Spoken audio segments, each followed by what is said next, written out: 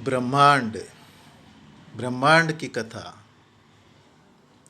वैदिक लोगों में, हिंदू लोगों में ब्रह्मांड किसने रचा, इसके ऊपर काफ़ी चर्चाएं प्राचीन काल से होती है। और ईश्वर ने इस ब्रह्मांड की निर्मित की, ऐसा प्राचीन काल से माना गया। अनिश्वरवादी मानते हैं कि ईश्वर ने नहीं, ये ब्रह्मांड तो स्वयं स्फूर्त है। और ईश्वरवादी कहते हैं कि ईश्वर ने इस ब्रह्मांड की रचना निर्माण की। सभी धर्म इस तरह से मानते हैं, चाहे वो वेद हो, कुरान हो, या ज़ेंदावेस्ता हो, बाइबल हो, गुरु ग्रंथ हो, सभी धर्मांड ये ब्रह्मांड जो है, ये ब्रह्मांड की निर्मित ईश्वर ने किया, ऐसा ही मानते हैं। परंतु जो ईश्वर को नहीं मानते, वो ब्रह्मांड के बारे में अलग अलग चीज़ें सोचते हैं, अलग अलग तरह के सिद्धांत निर्माण करते हैं। वैज्ञानिक सिद्धांत है ये सब। स्टीफन हॉकिंस कुछ दिनों पूर्व विश्व के बहुत ही बड़े वैज्ञानिक, भौतिक विज्ञानी स्टीफन हॉकिंस ने ऐसा निष्कर्ष निकाला था कि ईश्वर ने यह ब्रह्मांड नहीं रचा है, नहीं रचा है। वास्तविकता यह ब्रह्मांड भौतिक विज्ञान के अपरिहार्य नियमों का एक नतीजा है। स्टीफन हॉकिंस ने अपने एक किताब डिजाइन द ग्रैंड डिजाइन इसमें कहा था कि गुरुत्वाकर्षण जैसे कानून है, ब्रह्मांड कुछ नहीं से खुद को सृजित करता रहता है। ब्रह्मांड ही ब्रह्मांड को स्वयं सृजन करता रहता है, और ये इसके बजाय ही ब्रह्मांड का वजूद है, उसका अस्तित्व है। द हिस्ट्री ऑफ टाइम, ये दुनिया को चौंकाने वाला एक किताब स्टीफन हॉकिंस ने लिखकर उसने पूरी कहानी, इस भौतिक विज्ञान की कहानी इसमें बताई। ब्रह्मांड स्वयं स्फूर्त है, वो खुद ही खुद को निर्माण करता है, और ऐसा उसने उसमें कहा। डेली टेलीग्राफ का एक रिपोर्ट के अनुसार हॉकिन ने कहा कि ब्लू टच पेपर को रोशन करना और ब्रह्मांड के आगाज के लिए ईश्वर का आह्वान करना जरूरी नहीं है। और उन्होंने हिस्ट्री ऑफ टाइम, इसमें ब्रह्मांड के सृजन में ईश्वर की भूमिका एकदम भी खारिज नहीं की थी। ब्रह्मांड की उम्र बहुत है। 2002 में हुए एक शोध के अनुसार हबल अंतरिक्ष दूरबीन ने हमारे आकाश गंगा के प्राचीनतम तारों का पता लगाया, जिसके आधार से ब्रह्मांड की उम्र 13 से 14 अरब वर्ष के बीच आकी गई है। वैज्ञानिकों ने आकाश गंगा के अत्यंत छोटे छोटे बुझते तारों को 7,000 प्रकाश वर्ष दूर क्षय होते हुए तारों के एक झुंड में खोजा। इन बुझते हुए तारों के मौजूदा तापमान के आधार पर वैज्ञानिकों ने हिसाब लगाया कि उनका जो आयु है वो 13 अरब वर्ष पहले उनका जन्म हुआ। 13 से 15 अरब वर्ष पहले उनकी आयु एक मानी गई। इस तरह से ब्रह्मांड का उम्र और उसका समय तारों के ठंडे होने की रफ्तार से निश्चित करने का एक परिमाण बना। ब्रह्मांड के फैलने के दर को इसकी उम्र के मापने से भी आधार बना के देखते हैं, जिससे 15 अरब वर्ष ये उम्र मानी गई है। अभी निरंतर खोज इसमें चलती रहती है। स्पेस टेलीस्कोप साइंस इंस्टीट्यूट के ब्रूस मैरेंगो ने कहा है कि बिल्कुल उस तरह से है जैसे अपनी उम्र मालूम होती है, इंसान की उम्र मालूम होती है, परंतु इसके कोई ऐसे पक्का सबूत तो नहीं है। ब्रह्मांड की उत्पत्ति धर्म तो सीधे सीधे ईश्वर को मानकर छोड़ देता है, परंतु विज्ञान तो अलग ही कुछ धारणाएं बनाता है, खोज करता रहता है। 14 अरब साल पहले ब्रह्मांड नहीं था, सिर्फ अंधकार था। अचानक एक बिंदु की उत्पत्ति हुई और फिर वो बिंदु मचलने लगा। फिर उसके अंदर भयानक परिवर्तन आने लगे और इस बिंदु के अंदर ही एक विस्फोट होने लगे, महाभयानक विस्फोट। तब अंदर मौजूद प्रोटॉन्स की आपसी टक्कर से अपार ऊर्जा पैदा हो गई। विस्फोट बदला फिर महाविस्फोट में, और इन महाविस्फोटों से ब्रह्मांड का निर्माण हुआ, ऐसा कहा जाता है। आज भी ब्रह्मांड में महाविस्फोट होते रहते हैं और ये ब्रह्मांड लगातार फैल रहा है, फैल रहा है, फैल रहा है। बस यही बिग बैंग थ्योरी है, और जो कुछ हद तक काफ़ी लोग मानते भी हैं। परंतु ये सब सच में हुआ था क्या? ऊर्जा से आकाश, हवा, पानी, ग्रह, तारे, पृथ्वी और इंसान बने, दिशाएं, समय बना, ये सब हुआ था क्या? किसने किया ये महाविस्फोट? तो ऐसे कई सारे सिद्धांत चलते रहते हैं, चिंतन चलता रहता है। वैदिक धर्म के अनुसार ये ब्रह्मांड की उत्पत्ति के सिद्धांत अलग अलग माने गए हैं। वेद कहते हैं ईश्वर ने ब्रह्मांड नहीं रचा, ईश्वर के होने से ब्रह्मांड रचाता गया, ब्रह्मांड ही रचता गया। उसकी उपस्थिति इतनी ज़बरदस्त थी कि वो सब कुछ होता गया। आत्मा उस ईश्वर का ही प्रतिबिंब है। वेदों के अनुसार यह ब्रह्मांड पंच कोशों वाला है, जहाँ सभी आत्माएं किसी न किसी कोश में निवास करती है।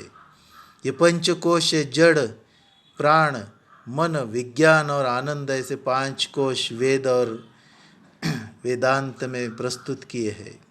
अरबों साल पहले ब्रह्मांड नहीं था, सिर्फ अंधकार था। अचानक एक बिंदु निर्माण हुई, फिर वो बिंदु मचलने लगा, उसके अंदर भयानक परिवर्तन हुए, इस बिंदु के अंदर ही विस्फोट हुए। शिव पुराण मानता है कि नाद और बिंदु के मिलन से महाब्रह्मांड की निर्मित हुई। नाद अर्थात ध्वनि और बिंदु अर्थात प्रकाश। बिंदु अर्थात प्रकाश और नाद अर्थात ध्वनि। इसे अनाहत नाद भी कहते हैं, अनाहत ध्वनि भी कहते हैं, जो आज भी सर्वत्र है, निरंतर है। इसी ध्वनि को हिंदुओं ने ओम, ओम भी कहा है। और ब्रह्म प्रकाश स्वयं प्रकाशित है, परमेश्वर का प्रकाश। ब्रह्म, ब्रह्मांड और आत्मा, ये 3 तत्व है। ब्रह्म शब्द धातु से बना है, जिसका अर्थ है बढ़ना, फूटना। ब्रह्म वह है जिसमें संपूर्ण सृष्टि और आत्माओं की उत्पत्ति हुई, और जिसमें से ये फूट पड़े हैं। विश्व की उत्पत्ति, स्थिति और विनाश का कारण है ब्रह्म, ऐसा उपनिषदों में कहा है। जिस तरह से मकड़ी स्वयं के जाल से जाल को बुनाती है, उसी तरह से ब्रह्म भी स्वयं में ही स्वयं विश्व का निर्माण करता है, ऐसा भी उपनिषदों में कहा गया है। छांदोग्य उपनिषद में कहा है कि ब्रह्मांड जो है, जिस तरह से एक अलग ब्रह्म से उत्पन्न होकर नहीं, तो एक अलग अलग तत्वों से निर्मित है। यहाँ के व्याघ्र, सिंह, भेड़िया, वराह, कीटक, पतंगा, मच्छर जो होते वैसा ही फिर होते जाते हैं। यही अणुरूप वाला आत्म जगत है, ऐसा छांदोग्य उपनिषद कहते हैं। ब्रह्म स्वयं प्रकाश है, उसी से ब्रह्मांड प्रकाशित है। उस एक परम तत्व ब्रह्म में से ही आत्मा और ब्रह्मांड का प्रस्फुटन हुआ। ब्रह्म और आत्मा में से इतना ही फर्क है कि ब्रह्म महाआकाश है तो आत्मा घटाकाश है। घटाकाश अर्थात मटके का आकाश। ब्रह्मांड बद्ध होकर आत्मा सीमित हो जाता है, और इससे मुक्त होना ही मोक्ष है। ऐसी ये वैदिक सब तत्वज्ञान की रचना है। इस उत्पत्ति का भी क्रम के बारे में चिंतन किया गया है। परमेश्वर ब्रह्म से आकाश अर्थात जो कारण रूप द्रव्य है वह सर्वत्र फैला था। इसको इकट्ठा करने से अवकाश उत्पन्न हुआ। अवकाश वास्तव में आकाश की उत्पत्ति नहीं होती, क्योंकि बिना अवकाश, अवकाश अर्थात खाली स्थान के प्रकृति और परमाणु के कहाँ ठहर सके, और बिना अवकाश के आकाश कहाँ हो। अवकाश अर्थात जहाँ कुछ भी नहीं है, और आकाश जहाँ सब कुछ है। पदार्थ के संगठित रूप को जड़ कहते हैं और विघटित रूप को परम अणु कहते हैं। इस अंतिम अणु अणु अणु को वेद परम तत्व कहता है, परम तत्व, जिससे ब्रह्माणु भी कहा जाता है, और श्रमण धर्म के लोग इसे पुद्गल कहते हैं। ब्रह्म और भस्म और पत्थर को समझे। भस्म और पत्थर का भी एक चिंतन है। भस्मीभूत हो जाना अर्थात पुनः अणु वाला हो जाना। आकाश के पश्चात वायु, वायु के पश्चात अग्नि, अग्नि के पश्चात जल, जल के पश्चात पृथ्वी, और पृथ्वी से औषधि, औषधियों से अन्न, अन्न से वीर्य, वीर्य से पुरुष, अर्थात शरीर उत्पन्न होता है, ऐसा तैत्तरीय उपनिषद कहते हैं। इस ब्रह्म एवं परमात्मा के जो दो प्रकृतियां है, पहली अपरा और दूसरी परा। अपरा को ब्रह्मांड कहा गया है और परा को चेतन रूप आत्मा कहा है। उस एक ब्रह्म ने ही स्वयं को दो भागों में विभक्त किया, किंतु फिर भी वो अकेला बचा रहा। पूर्ण से पूर्ण निकालने पर पूर्ण ही शेष रहता है, इसलिए ब्रह्म सर्वत्र माना जाता है, और सर्वत्र से अलग भी उसकी सत्ता है, ऐसा माना जाता है। त्रिगुणी प्रकृति ऐसा कहा गया है। रज, सत्व और तम, ये तीन अति सूक्ष्म गुणों की सत्ता सर्वत्र है। ये तीन गुण है, प्रकाश, चलत्व, लघुत्व, गुरुत्व, ये इन गुणों के भी गुण है। अतः ये स्पष्ट है कि ये द्रव्य गुण है।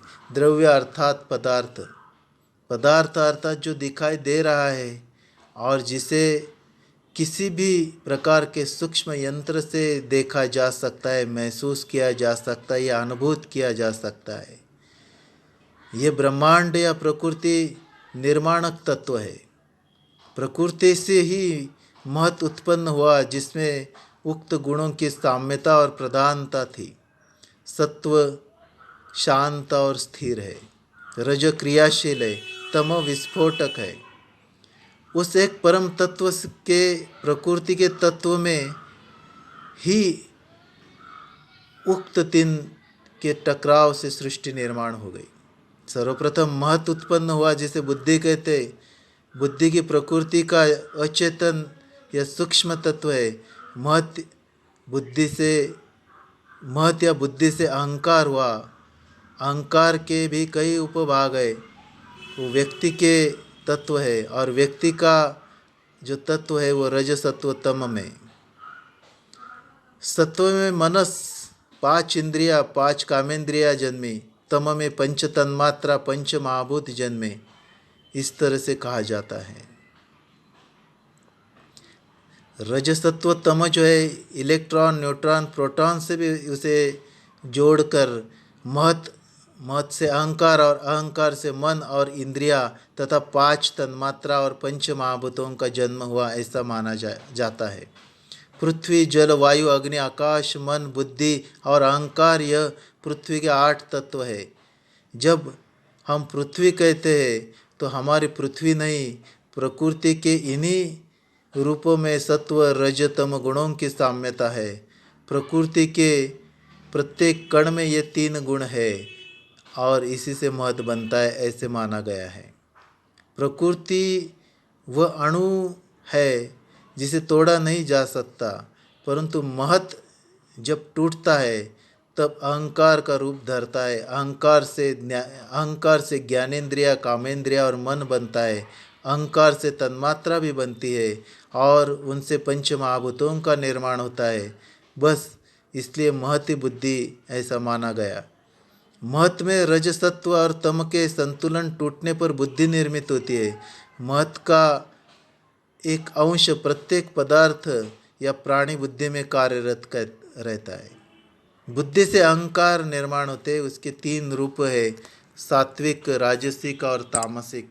इस तरह से माने गए और उनके अपने अपने गुण माने गए। यह ब्रह्मांड अंडाकार है, यह ब्रह्मांड जल या बर्फ और उससे बादलों से घिरा हुआ है। इससे जल भी 10 गुना ज़्यादा और अग्नि तत्व आच्छादित है और इससे 10 गुना ज़्यादा और वायु से घिरा हुआ है। तो इस तरह से ये माना गया है। फिर प्रलय की धारणा की गई है, फिर 7 लोगों की धारणा की गई है।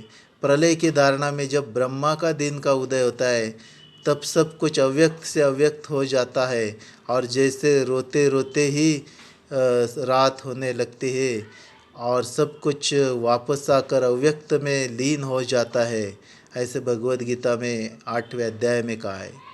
फिर 7 लोगों की कल्पना है, भूमि, आकाश और स्वर्ग। इन्हें मृत्युलोक कहा है, जहाँ उत्पत्ति, पालन और प्रलय होता है। उन तीनों लोकों के ऊपर महरलोक है, जो उन तीनों लोकों की स्थिर प्रभावित है, किंतु वहाँ उत्पत्ति, पालन और प्रलय जैसा कुछ नहीं, क्योंकि वहाँ नक्षत्र या ग्रह जैसा कुछ भी नहीं है। उसके ऊपर जन, तप और सत्य 3 लोगों के अकृतक लोग कहते हैं, जिस अर्थात जिनकी उत्पत्ति, पालन और प्रलय से कोई संबंध नहीं। न वो अंधकार है न प्रकाश से बद्ध है, वरन ये अनंत असीमित है और अपरिमेय और आनंदपूर्ण है। श्रेष्ठ आत्माएं पुनर्सत्यलोक में चली जाती है, बाकी त्रैलोक में जन्म और मृत्यु में चक्र में रहती है। जैसे समुद्र का जल बादल बन जाता है उस तरह से वो हो जाती है, इस तरह से माना गया है। तो इस तरह से ये सभी संकल्पनाएं हैं, ये मानी गनी है।